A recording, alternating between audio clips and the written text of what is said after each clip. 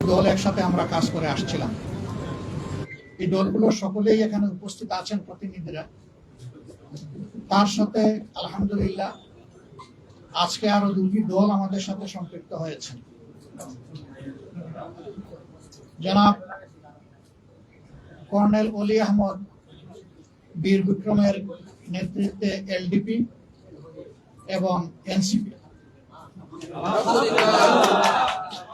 NCP একটু আগে আমাদের সাথে তাদের বৈঠকটা সমাপ্ত হয়েছে।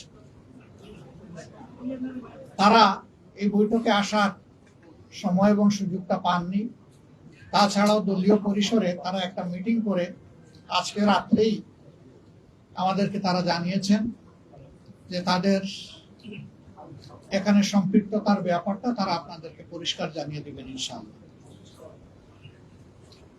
তাদের আহ্বায়ক নাহিদ ইসলাম সরাসরি কথা বলেছেন আমাদের সকলের সাথে, আমরা উপস্থিত ছিলাম এবং তিনি তাদের সিদ্ধান্ত আমাদেরকে অবহিত করেছেন।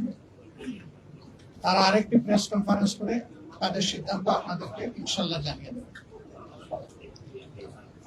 আমরা কিসের ভিত্তিতে একত্রিত হয়েছি, আমাদের লক্ষ্যের কথা আমরা বলেছি।